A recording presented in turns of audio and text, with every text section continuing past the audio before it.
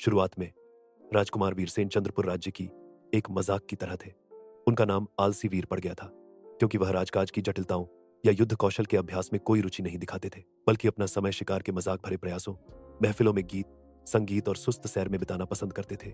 उनके पिता बूढ़े राजा भानु प्रताप उनकी इस लापरवाही से निराश थे और दरबारी उन्हें राजवंश का एक कमजोर कड़ा मानते थे। जब दक्षिण से एक विशाल और खूंखार मुगल सेना नवाब जुल्फिकार खान के नेतृत्व में 50,000 अनुभवी सैनिकों के साथ चंद्रपुर की ओर बढ़ने लगी, तो राज्य में हड़कंप मच गया, क्योंकि चंद्रपुर की सेना मुश्किल से 2,000 थी और डर तथा आत्मसमर्पण की भावना हावी होने लगी। इसी संकट के बीच एक भयानक त्रासदी ने वीरसेन की दुनिया हिला दी।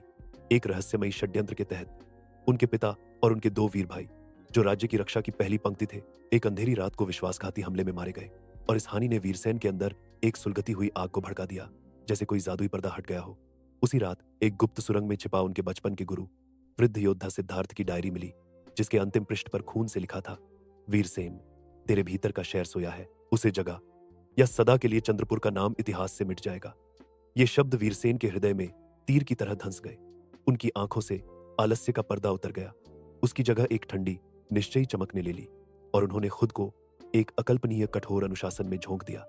भोर से पहले जागना, पहाड़ियों पर अथक दौड़, प्राचीन ग्रंथों से युद्ध रणनीति और मनोविज्ञान का गहन अध्ययन, अपने शरीर को घंटों कवच पहनकर लोहे के गोले ढोने के कठिन अभ्यास से पीटना और चुनी हुई कुछ वफादारों के साथ गुप्त युद्धाभ्यास करना, जबकि बाहर दुनिया अब भी उन पर संदेह करती थी।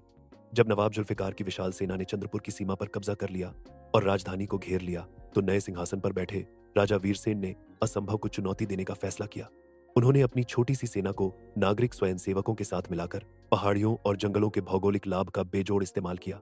उन्होंने गुप्त सुरंगों और खाइयों का जाल बिछाया, पेड़ों पर घात लगाए और सारी तैयारी रहस्यमय तरीके से की गई, जिससे मुगलों को लगा कि वे किसी भूतिया सेना से लड़ रहे हैं।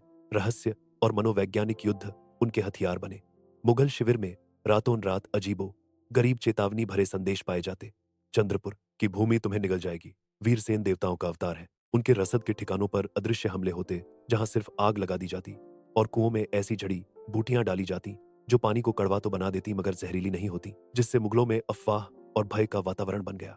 निर्णायक युद्ध तब हुआ जब जुल्फिकार ने अपनी पूरी ताकत काली घाटी में धकेल दी, एक संकरा और पथरीला मार्ग जहां उनकी संख्याबल बेकार हो गई। वीरसेन ने तब अपनी मास्टर स्ट्रेटेजी चलाई।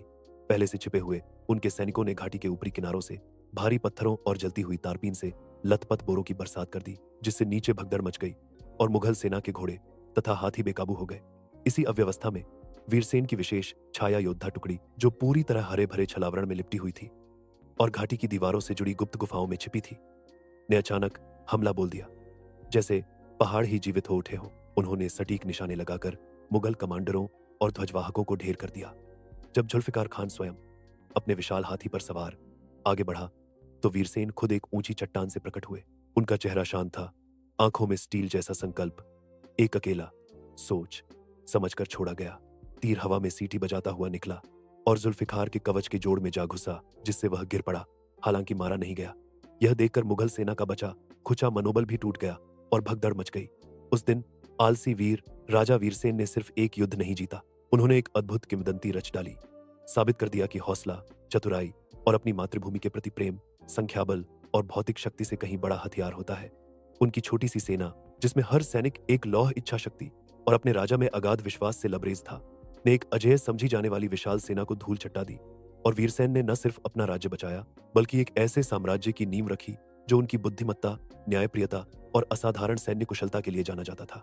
यह दिखाते हुए कि कैसे एक साधारण सा इंसान जब जरूरत पड़ती है अपने भीतर के असाधारण को जगा सकता है और इतिहास के पन्नों पर अमर हो सकता है।